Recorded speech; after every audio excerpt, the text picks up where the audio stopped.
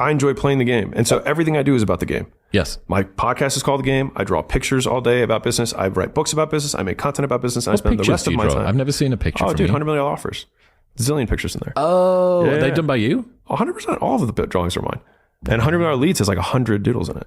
Yeah. Isn't it? Oh, Are yeah. you any good? Are they nice? I think so. Are they cute? Yeah, You got little animals in? Yeah. If they don't have animals in, I'm not going to look at them. Oh, there's little bag of money, big bag of money. Like that's how Nice. Dead serious. Sweet. But no, but like, and I spend the rest of my day doing business.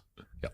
And so it's like, well, why don't you garden? Because I don't care. Here's the other thing, right? I always talk about this. Steffi Graf, one of the greatest female tennis players of all time, and she gets tested when she's 10 years old, 11 years old, and she's in some tennis academy. And they gauge the players on 2 criteria. They gauge them on desire to train and skill set. Okay. And she was 10 out of 10 on both. So, okay, not only has she got the raw materials to make a phenomenal tennis player, but she'll outwork you, and to her, it won't even feel like work. That's fucking terrifying. Yeah. And that's why I do think for the people that look at yourself and say, Alex is on a road to burnout, it's because you are using your theory of mind about how you would feel if you had to work as much as you do. Yes.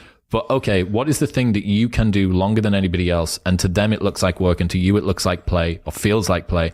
What would that be? Oh, well, for me it would be computer games or knitting or rock music or whatever it is. That. It's like, okay, so imagine if you just got to do that all day, but instead of it being rock music, it was fucking business. Yeah. Someone commented the other day, was it you're sprinting on a treadmill? They were concerned that the pace that the show is going out at was going to cause me to burn out. And in retrospect, in 5 years' time, I might go, fuck yeah, I was moving too quick. But I don't think that.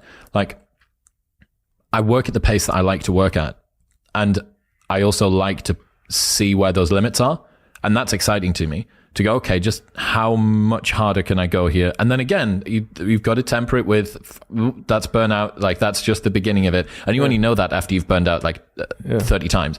But it's trite to say after Atomic Habits by James Clear, right? But the intersection of like what you love to do, what you're good at, and what you can be paid for is like slap bang in the middle of it.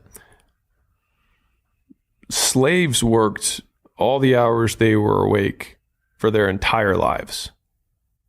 In American history, in Egyptian history, in the rest of the world that had slaves, which is most of the world at some given point. I think like if they can do it, so can I. Now you're like, well, did they have a happy existence? Well, they didn't get to pick the work they did, but it means that you can work. That's if you have the cap behind you. You can work every hour of the day. I'm like, well, if you get to have the cheese and you get to eat the cheese the whole way you're going, then, I mean, there's the famous quote, the person who loves walking walks further than the person who loves the destination, right? And so like, I think it's the same thing, but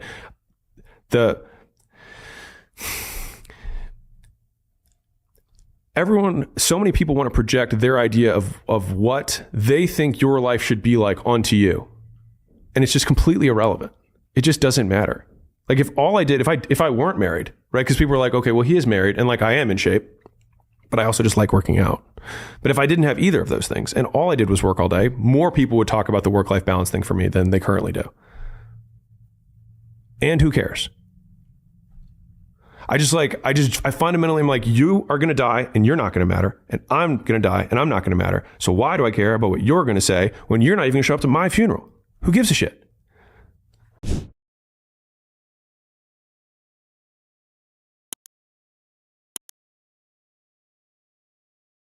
If you like this video and you're a business owner who wants to break through your current revenue ceiling, I distilled every lesson from scaling 10 businesses past 10 million and 3 businesses past 100 million into a completely free scaling roadmap that I've used to go from 0 to 1, 0 to 10, and 0 to 100 plus. And so you can click here and you can check it out. Again, absolutely free. And since you're a business owner, appreciate you and enjoy.